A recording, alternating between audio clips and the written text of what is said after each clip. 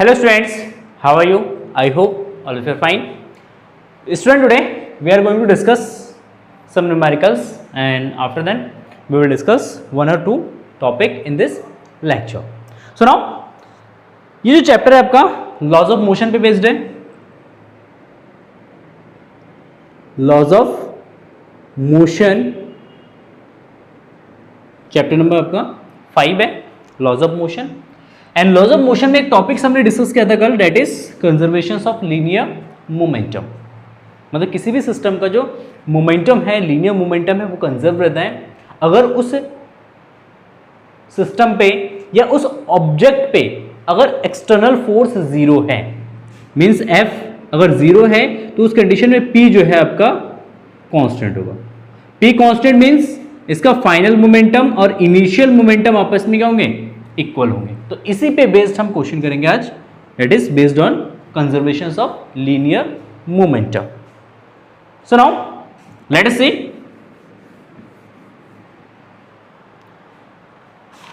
Some question, first question is, a 30 kg shell is flying at 48 meter per second when it exploits its one part of 18 kg stop while the remaining part flies on.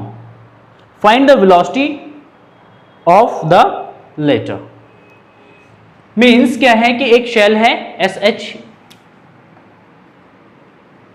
एक shell है जो कि initially ये fly कर रहा है 48 metre पर second की स्पीड से. 48 मीटर पर सेकंड की स्पीड से ये फ्लाई कर रहा है. ठीक है. किसी इंस्टेंट इसका एक्सप्लोजन होता है, एक्सप्लोजन होता है तो इसके दो पार्ट में एक्सप्लोजन होता है.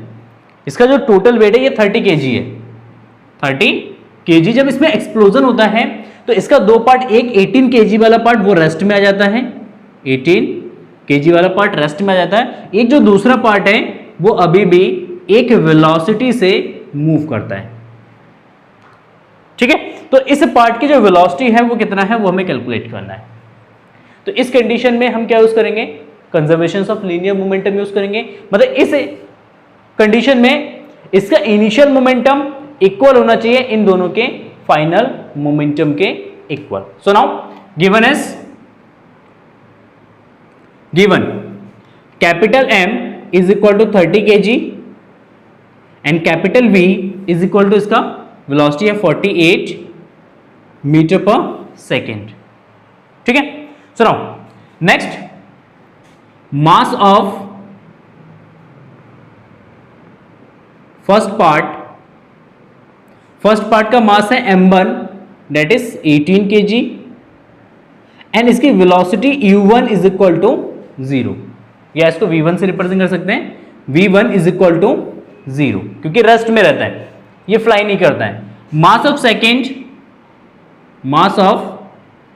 सेकेंड पार्ट, जो सेकेंड पार्ट है, सेकेंड पार्ट का मास हो जाएगा m2 that is capital M minus m1 then 30 minus 18 is equal to 12 kg. कितना है? 12 kg. वेलोसिटी v2 ये में फाइंड करना है. तो according to the conservations law of momentum, conservations law of momentum इसके according final momentum is equal to initial momentum.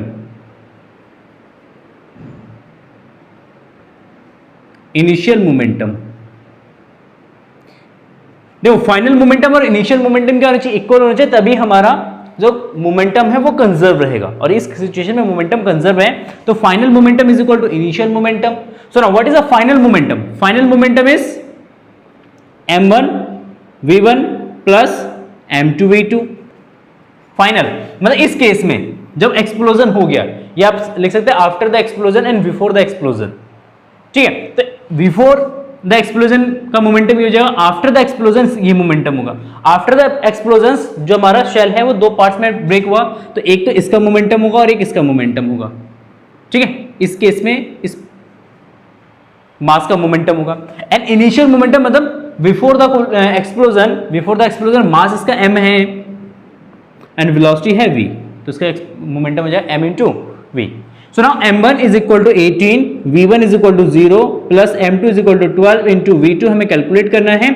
m mass is equal to 30 into 48, तो ये वाला पार्ट हो जाएगा हमारा 0, then v2 is equal to 30 into 48 by 12 से इसको divide करेंगे तो 12 4 जा 48, इसके से मल्टीप्लाई करेंगे तो 120 मीटर पर सेकेंड। मतलब जब एक्सप्लोजन होगा तो एक्सप्लोजन के बाद जो सेकेंड पार्ट होगा उस सेकेंड पार्ट का जो मोमेंटम वेलोसिटी है वो आपका जो 120 metre per second. Clear? So now next question.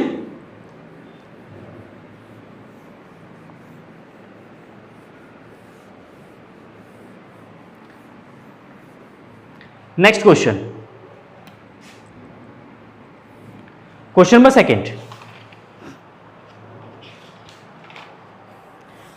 Question number second is a neutron having a mass of 1.67 into 10 to the power minus 27 kg and moving at 10 to the power 8 meter per second collide with a deuteron at rest and strike to it.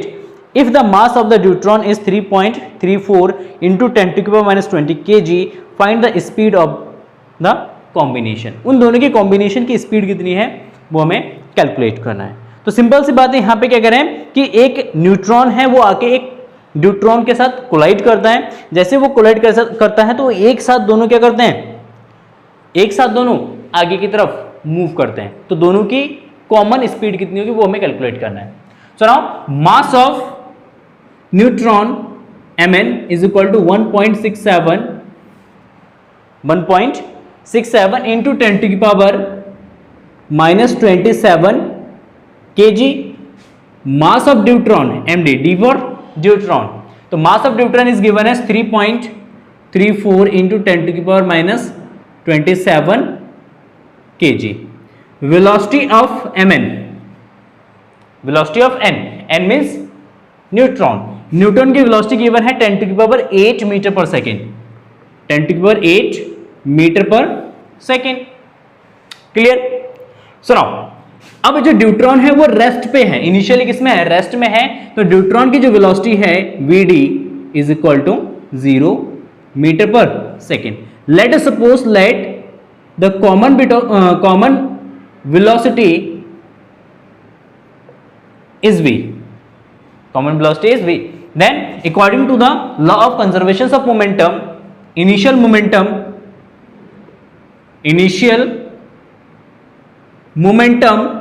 is equal to final momentum. Initial momentum is equal to final momentum. So now initial momentum is what? Initial momentum is mn vn plus, देखिए initially जो हमारे पास neutron है, neutron के पास momentum है कितना, mn vn। इसके बाद deuteron के पास मोमेंटम है date is md vd।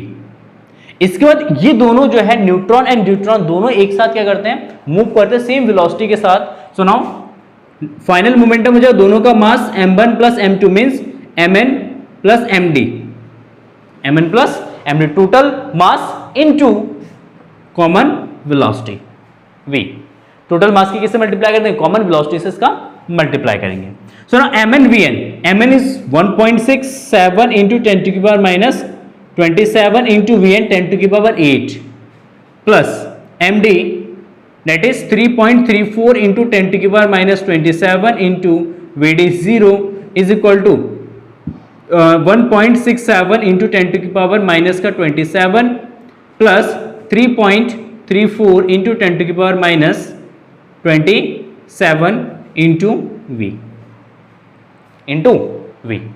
So now next, ये तो जो जीरो इसके से मल्टीप्लाई करेंगे तो 1.67 इंटू 10 टू की पावर माइनस का 19 इज इक्वल टू, देखिए जब इनको ऐड करेंगे तो 7 प्लस 4 11 का 1 कैरी 1, 6 प्लस 3 हो गया आपका 6 plus 3 9, 9 plus 1 10 carry 1, 3 plus 1 4 and 5 5.01 5.01। तो इसको हम लिख सकते हैं 5 अप्रोक्सीमेट 5 इंटू 10⁻27 इंटू v, क्योंकि इसके पावर इक्वल है तो ये टर्म्स क्या हो जाएगा, ऐड हो जाएगा। तो इसको अप्रोक्सीमेशन में लिख सकते हैं, हम इसको 5 लिखेंगे तो v इज इक्वल टू हो जाएगा आपका 1.67 इंटू 10⁻19 डिवाइड बाय 5 इंटू 10⁻27।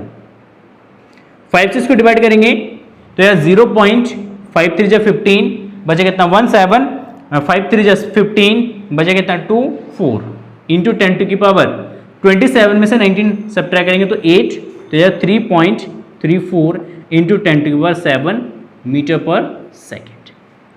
मतलब न्यूट्रॉन एंड न्यूट्रॉन की जो कॉमन वेलोसिटी होगा वो हो जाएगा आपका 3.34 into 10⁻7 metre per second.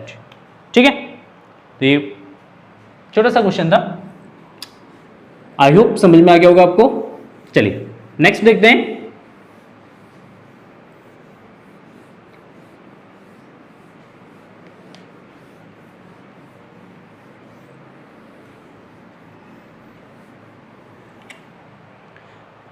Next question, next question is a car of mass 1000 kg traveling at 32 meter per second dashed into a rear of a truck of mass 8000 kg moving at the same direction and a velocity of 4 meter per second. Find meter per second after the collisions the car bounced with a velocity of 8 meter per second. What is the velocity of truck after the impact? After the impact, देखिए simple सी कह रहा है कि एक car जो है जिसका मास है 1000 kg, mass of car m1 is equal to 1000 kg and velocity, car of velocity ये गिवन है आपका 32 metre per second, 32 metre per second. Then mass of truck that is given as m2 is equal to 8000 kg and velocity is 3 meter per second, sorry 4 meter per second है, 4 metre per second. अब देखिए हो क्या रहा है, let's suppose ये हमारा एक ट्रक है ना, इससे पीछे से एक कार जो आके इसको क्या करता है यहां पे स्ट्राइक कर देता है, इसको आगे स्ट्राइक करता है कार। जैसे स्ट्राइक होता है दोनों का तो कार जो है वो रिपोज करता है, मतलब पीछे आ जाता है किस वेलोसिटी से, velocity of bounce with velocity of 8 metre per second, वो पीछे आ जाता है 8 मीटर पर सेकंड की वेलोसिटी। जैसे टक्कर होती है तो टक्कर होने के बाद क्योंकि कार जो है वो लाइट वेट का है कंपेयर देन ट्रक, तो इसलिए वो जब उसकी कोलिजन्स होगा दोनों की तो कार जो है क्या जाएगा 8 मीटर पर सेकंड की स्पीड से वो बैक कर जाएगा, पीछे आ जाएगा। तो इस कार की वेलोसिटी बताना है after the collision, after the collision, ठीक है ना। So now after the collision, after the collision the velocity of car that is v1 dash, इसको v1 dash से रिप्रेजेंट करते हैं, v1 dash is equal to -8 metre per second. Minus इसलिए use करें क्योंकि ये बाउंस बैक आ रहा है, पीछे आ रहा है, बैकवर्ड डायरेक्शन में आ रहा है, तो इसलिए वेलोसिटी बैकवर्ड डायरेक्शन में आ रहा है तो इट मींस नेगेटिव होगा ये, माइनस का 8 metre per second and velocity of car sorry truck is equal to v dash, velocity of truck is equal to v2 dash let कर लेते हैं। So now momentum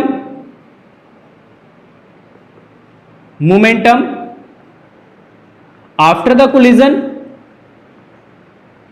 momentum after the collision is equal to momentum before the collision,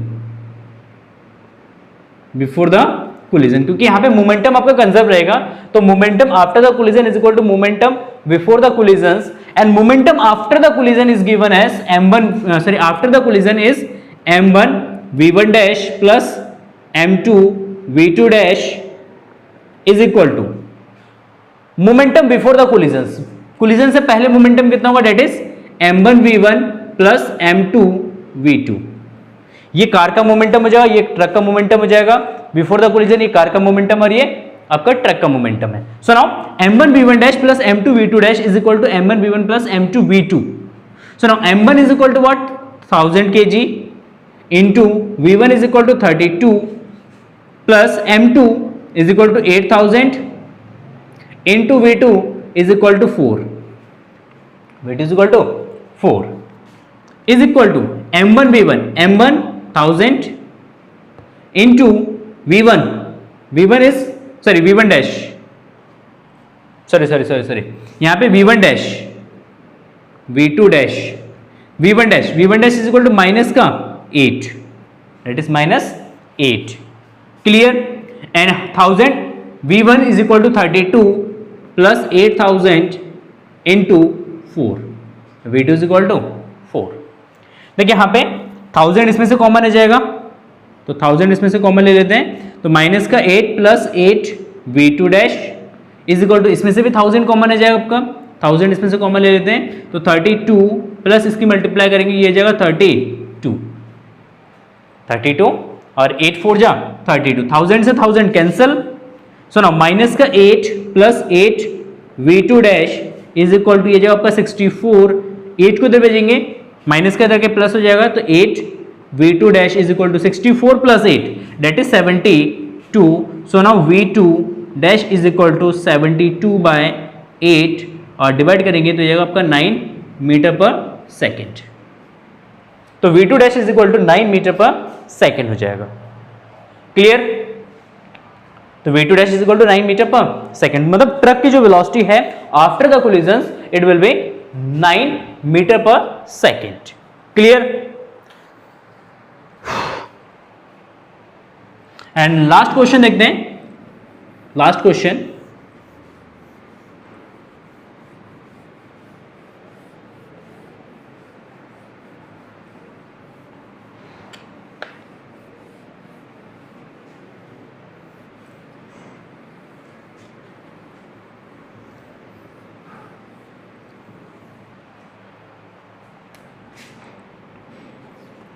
last question, a hunter has a machine gun that can fire 50 gram bullet with a velocity of 150 meter per second.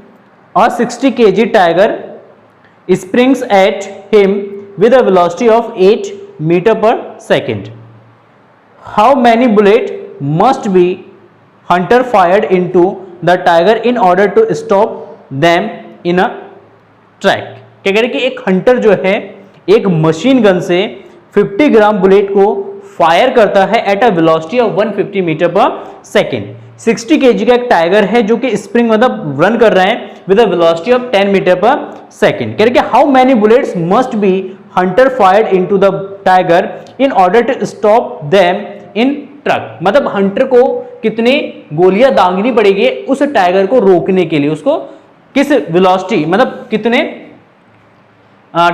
Bullet को fire करना पड़ेगा ताकि Hunter जो tiger जो है वो कहीं गिर जाए, मतलब वो रेस्ट में आ जाए. इसका कहने का मतलब ये है. So now let us see mass of bullet m is equal to what, 50 gram, it means 0.05 kg. 1000 से इसको डिवाइड कर देंगे, केजी में कन्वर्ट कर लेंगे. And velocity of bullet v is equal to what, v is equal to आपका है कितना है 150 metre per second, 150 metre per second. Mass of tiger capital M is equal to 60 kg and velocity of tiger v is equal to कितना है इसमें 10 metre per second, 10 metre per second. So now let us suppose n bullet are fired to stop the tiger, to stop the tiger, मतलब tiger को रोकने के लिए जो है कितने बुलेट फायर किया गया है, late us suppose n bullet fire किया गया, तब जाके टाइगर जो है वो रुक गया। ठीक है, तो इसका मतलब क्या है, इट मींस, देखिए it means the momentum of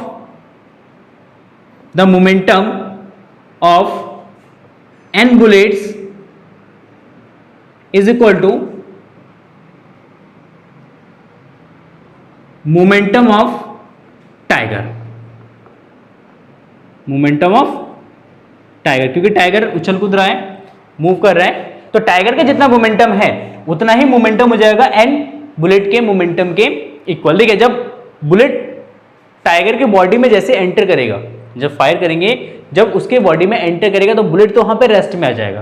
तो एक सिचुएशन ऐसा आएगा कि बुलेट जितने भी जा रहे हैं वो सारे रेस्ट में आ जा रहे हैं, और फाइनली जो टाइगर है वो भी रेस्ट में आ जाएगा, मतलब वो भी कहीं ना कहीं गिर जाएगा। जब वो गिरेगा तो फाइनलाइज जो आपका मोमेंटम होगा वो कितना होगा, जीरो हो जाएगा। फाइनल मोमेंटम कितना, जीरो।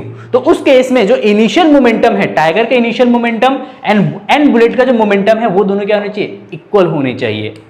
ठीक है, इसका मीन्स है कि final momentum is equal to initial momentum.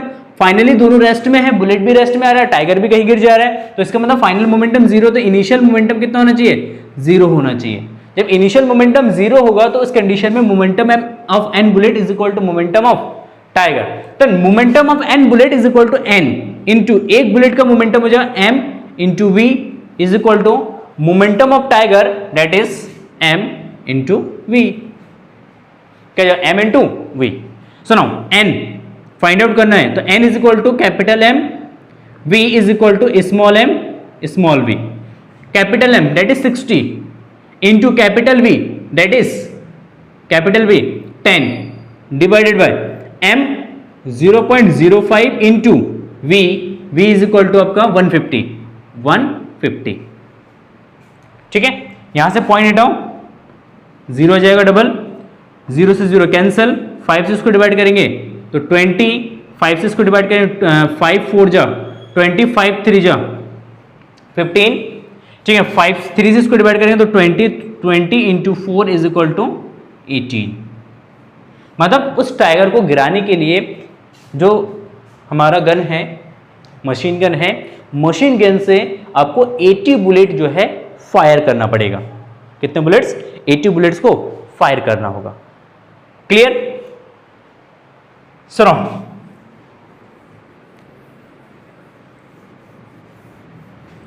Next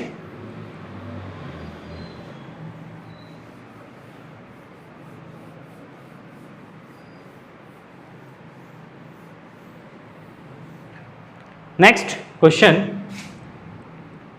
एक और क्वेश्चन लेते हैं, लास्ट क्वेश्चन लेते हैं, उसके बाद नेक्स्ट टॉपिक पे चलते हैं। Question is a body of mass 1 kg initially at rest exploit and break into the 3 fragment of masses in ratio 1 2 and 1 1 3, मतलब 1:1:3, the two pieces of equal masses fly off perpendicular to each other with a velocity या speed of 30 meter per second each. What is the velocity of heavier fragment? Again repeat कर रहे हैं कि एक question है, एक मास है, इसमें क्या होता है, एक्सप्लोजन होता है। जब इसमें एक्सप्लोजन होता है इसके 3 पार्ट्स बनते हैं। कितने पार्ट्स, 3 पार्ट्स। तो इसके इसका जो एक्सप्लोजन होगा 3 पार्ट्स बनेंगे, उसके मास का रेशियो 1:3 दे रखा है, 1:3। तो जो इक्वल मास वाले जो 2 सेगमेंट्स होंगे वो एक दूसरे से परपेंडिकुलर डायरेक्शन में जा रहे हैं। लेट अस सपोज एक पार्ट इस डायरेक्शन में गया, एक पार्ट इस डायरेक्शन में गया, इसका मास m, इसका मास m। ठीक, ये एक दूसरे से परपेंडिकुलर होंगे तो हॉरिजॉन्टल से ये 45 के डिग्री पर होगा और ये 45 के डिग्री पर होगा। क्या होगा, 45, क्योंकि 45 90 हो जाएगा। एंड जो लास्ट एंड हैवियर जो फ्रेगमेंट होगा वो उसके अपोजिट जाएगा। सो नाउ लेट अस सपोज वो इस डायरेक्शन में जा रहे हैं। कहां जा रहे हैं, इस डायरेक्शन में। इसका मास हो जाएगा 3m, क्योंकि 1:3 है ना, तो 1 1 m इसका रेशियो 1 हो गया, इसके साथ रेशियो निकालेंगे तो 3 आ जाएगा, 3 है मतलब 3 टाइम्स ज्यादा होगा मासेस। ठीक है, तो इस केस में हमें इसकी वेलोसिटी बताना है कि ये जो मास है वो किस वेलोसिटी से मूव कर रहा है, ये बताना है। So now let us suppose इसका मास, इसका वेलोसिटी v है, इसकी वेलोसिटी कितना है v है, इसका जो वेलोसिटी है v1 is equal to given है। तो ये दोनों जो मास है वो इक्वल वेलोसिटी के साथ मूव कर रहे हैं और इसकी वेलोसिटी, ईच की वेलोसिटी है 30 मीटर पर सेकेंड। इसकी जो वेलोसिटी है ये आपका v2 हो जाएगा, v2 इज इक्वल टू ये भी है 30 metre per second, 30 metre per second. So now अब इसका जो मोमेंटम है, लेट अस सपोज p1 इसका मोमेंटम डेट इज mv1, इसका मोमेंटम है p2 date is mv2, mv2। अब मोमेंटम वेक्टर क्वांटिटी है, तो अगर भी वेक्टर क्वांटिटी है तो वेक्टर क्वांटिटी को हम क्या कर सकते हैं, दो कंपोनेंट में ब्रेक कर सकते हैं, रिजॉल्व कर सकते हैं। तो इसका p1 का एक हॉरिजॉन्टल कंपोनेंट होगा इस डायरेक्शन में, date is p1 cos 45, p2 का एक हॉरिजॉन्टल कंपोनेंट होगा दैट इज p2 cos 45, एक इसका वर्टिकल कंपोनेंट होगा इस डायरेक्शन में p2 sin 45, और इसका भी एक वर्टिकल कंपोनेंट होगा दैट इज p1 sin 45। देखिए इन दोनों केसेस में v1 एंड v2 सेम है, वेलोसिटी सेम है, मास सेम है, तो ये दोनों कंपोनेंट एक दूसरे का अपोजिट है, तो ये क्या करेंगे, एक दूसरे को कैंसिल आउट। तो इस कंडीशन में इसका जो हॉरिजॉन्टल मोमेंटम है, ये हॉरिजॉन्टल मोमेंटम क्या होना चाहिए, इक्वल होना चाहिए, क्योंकि इस डायरेक्शन की मोमेंटम और इस डायरेक्शन का मोमेंटम क्या होना चाहिए, इक्वल होना चाहिए। ठीक है ना। The horizontal velocity, sorry the horizontal momentum should be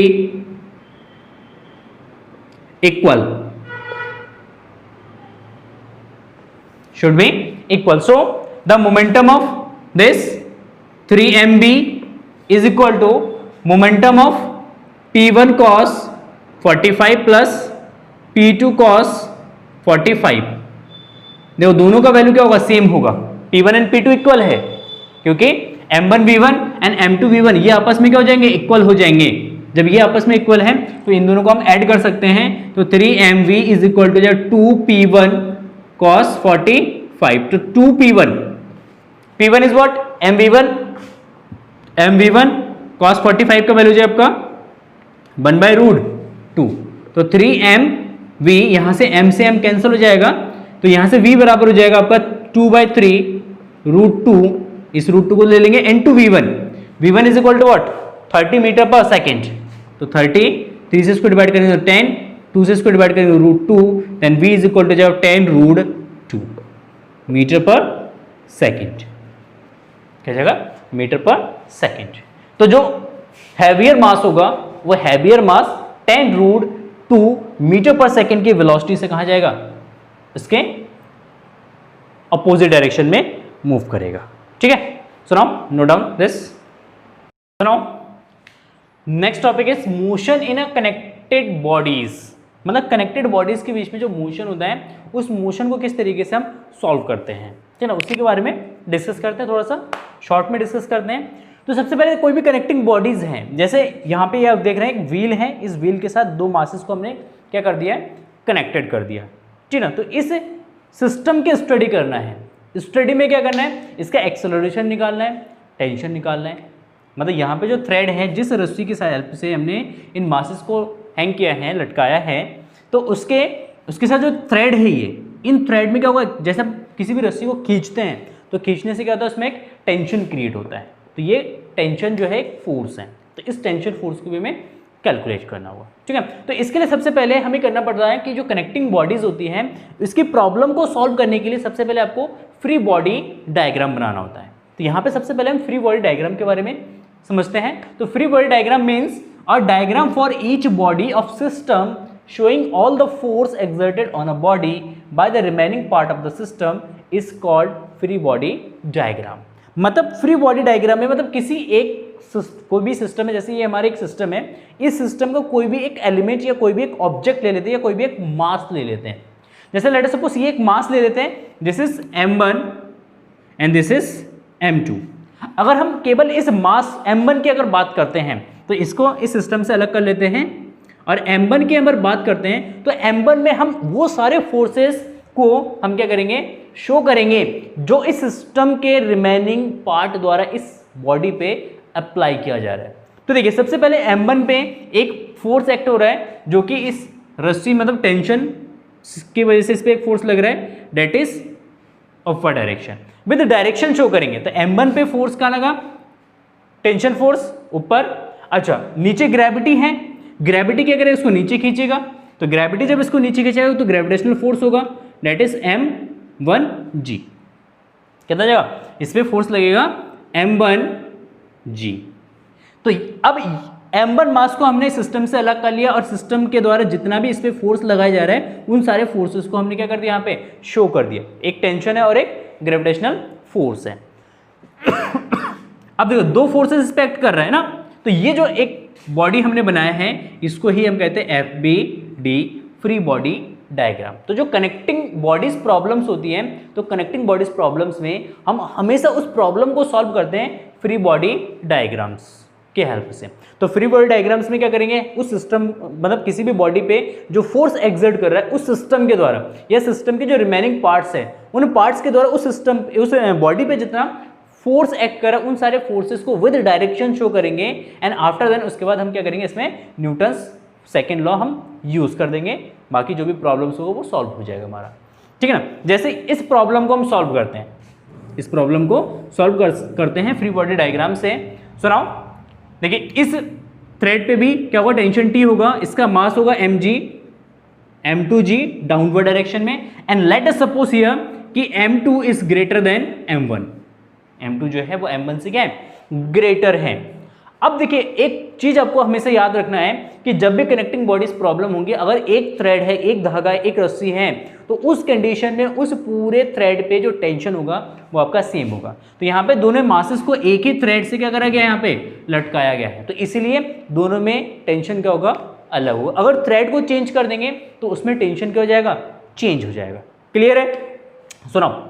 अब यहाँ पे देखिए ये मास ज़्यादा है तो इसका मतलब है ये वाला मास कहाँ जाएगा, नीचे जाएगा, और ये वाला मास कहाँ जाएगा, ऊपर जाएगा।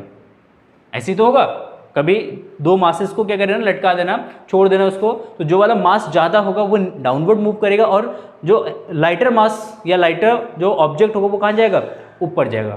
तो यहाँ पे ये ऊपर जाएगा और ये नीचे आएगा। लेट अस सपोज एक्सेलरेशन कितना है इसमें, ए एक्सेलरेशन से ऊपर जा रहा है और ये ए एक्सेलरेशन से कहाँ रहा है, नीचे आ रहा है। तो इसका for mass M1, for mass M1, देखिए मास M1 के लिए हम सॉल्व करते हैं। देखिए इसका फ्री बॉडी डायग्राम बनाते हैं। यहाँ पे सिंपल सा टेंशन इस पे ऊपर नीचे, M1G एक्सेलरेशन कहाँ है, ऊपर है। तो इस पे नेट फोर्स किस डायरेक्शन में, नेट फोर्स आपका इस डायरेक्शन में, टेंशन के डायरेक्शन में, क्योंकि बॉडी कहाँ जा रहा है, ऊपर जा रहा है, तो नेट फोर्स इसमें ऊपर के डायरेक्शन में होगा। कितना, T माइनस M1G। तो F नेट जो लगेगा इस पे वो कितना लगेगा, T माइनस M1G।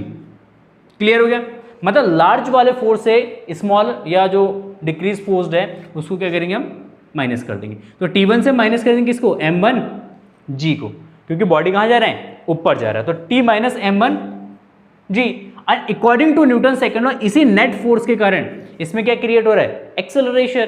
तो एक्सेलरेशन एंड इसका मास है M1, तो F नेट जो फोर्स होगा according to Newton second law, that is M1A is equal to T minus M1G। तो यहाँ से T निकाल देंगे तो tension T is equal to जो M1A plus M1G, M1G। Let us suppose this is equation number first. And second for mass M2, for mass M2 के लिए क्या होगा, देखिए M2 मास ये हो गया, इसका फ्री बॉडी डायग्राम बना देते हैं। यहाँ पे डाउनवर्ड डायरेक्शन में ग्रेविटेशनल फोर्स है M2G, ऊपर आपका टेंशन है T, और नीचे जो है बॉडी मूव कर रहा है, एक्सेलरेशन का है डाउनवर्ड डायरेक्शन में। तो इस केस में देखिए एक्सेलरेशन डाउनवर्ड डायरेक्शन में है, तो it means M2G is greater than T, M2G is greater than T। तो इस पे नेट फोर्स होगा, F नेट हो जाएगा, F net is equal to M2G minus T। और इसी नेट फोर्स के कारण इसमें क्या हो रहा है, एक्सेलरेशन क्रिएट हो रहा है, एक्सेलरेशन जनरेट हो रहा है। तो according to Newton second law it is m2a is equal to m2g minus T. T निकालते हैं यहाँ से, कैलकुलेट करते हैं अगेन। तो टी इज इक्वल टू जो आपका टी इधर आ जाएगा, ये इधर चला जाएगा, तो m2g minus m2a। This is equation number second. इन दोनों इक्वेशन को सॉल्व कर लेते हैं। ये भी टी का वैल्यू, ये भी टी का वैल्यू है, दोनों को इक्वल कर देंगे। तो from equation first and second we get that m1a plus m1g is equal to m2g minus m2a, m2g minus m2a। तो यहाँ से m2a को इधर ले आते हैं, तो m1a plus m2a is equal to m2g plus m1g। तो यहाँ से a कॉमन आ जाएगा, तो m1 plus m2 is equal to, यहाँ से जाएगा m1 प्लस,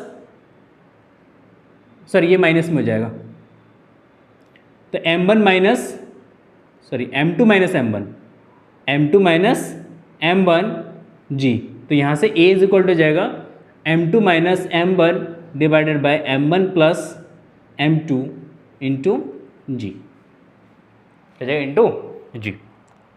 ठीक है, तो यहाँ से एक्सेलरेशन आ गया। एक्सेलरेशन का वैल्यू अगर यहाँ पे रखते हैं किसी भी इक्वेशंस में, तो हम क्या निकाल सकते हैं, टी का वैल्यू निकाल सकते हैं। ठीक है, तो टी इज इक्वल टू जो आपका यहाँ पे अगर देखेंगे तो टी इज इक्वल टू, इसको इरेज कर देता हूँ मैं, ठीक है। तो इस वाले इक्वेशंस में ए का वैल्यू सब्स्टिट्यूट कर देते हैं, then T is equal to जो m1 m2 minus m1 by m1 plus m2 g plus m1g। यहाँ पे कितना है, प्लस m1g। सुनो, इसके डिवाइड में 1 ले लेना, एलसीएम ले लेना इसका। एलसीएम हो जाएगा m1 plus m2, m1 plus m2 आपका एलसीएम हो जाएगा डिवाइडेड बाय, देखिए g कॉमन आ जाएगा, g को कॉमन ले लेना, यहाँ पे भी g कॉमन आ जाएगा, उसको g बाहर ले लेना। m1 का अंदर मल्टीप्लाई कर देना, m1 m2 माइनस m1 का स्क्वायर, m1 इंटू m1 का स्क्वायर। जब इसके साथ मल्टीप्लाई होगा तो प्लस m1 का square and plus m1 m2, इससे कैंसिल आउट, दोनों को ऐड करेंगे तो 2m1 m2 divided by m1 plus m2 into G. तो ये जो हमारा टेंशन।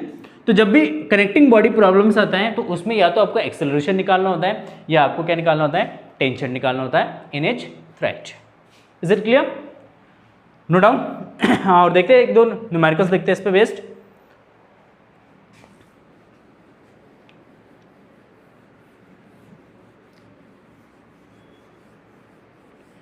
कनेक्टिंग बॉडी प्रॉब्लम्स देखते हैं एक दो, अलग अलग उस पर हो सकता है, इंक्लाइंड प्लेन पे भी हो सकता है, हॉरिजॉन्टल प्लेन पे भी हो सकता है, हैंग करके रख सकते हैं मासेस। लेकिन आपको सॉल्व किससे करना है, फ्री बॉडी डायग्राम से। किससे सॉल्व करना है, फ्री बॉडी डायग्राम से। So now question number first of free body diagram problem.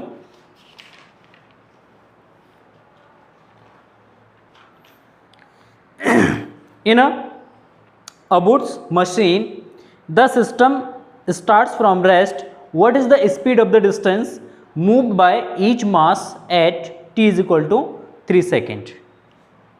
Distance moved by each mass at t is equal to 3 seconds. Just like this.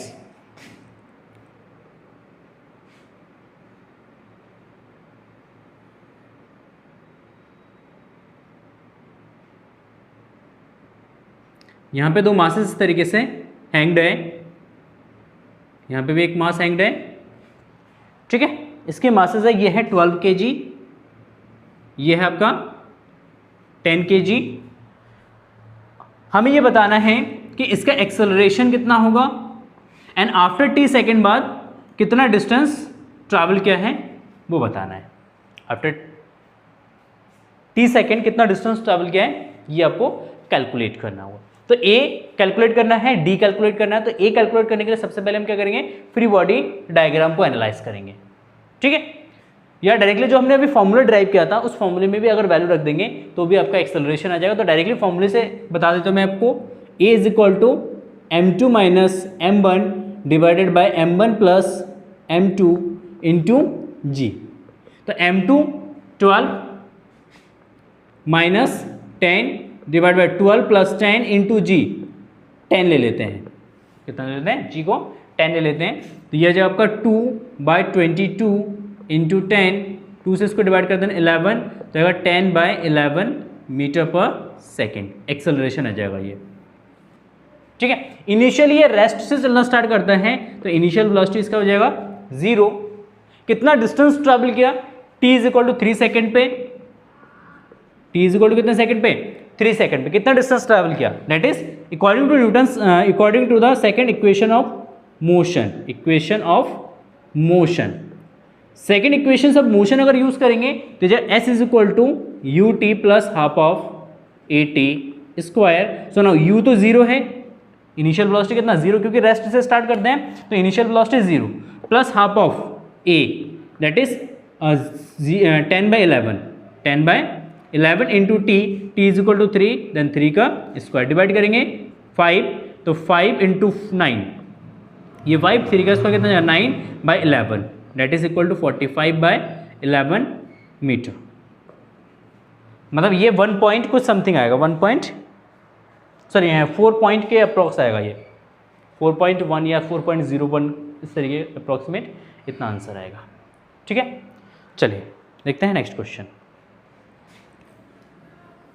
Simple question था,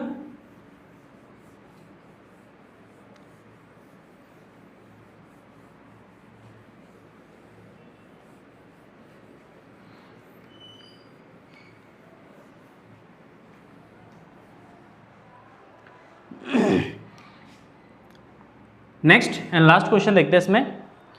3 bodies A, B, C, each of mass m are hanging on a string over a fixed pulley. String over a fixed pulley as shown in figure. What are the tension in the string connecting bodies A and B and B to C?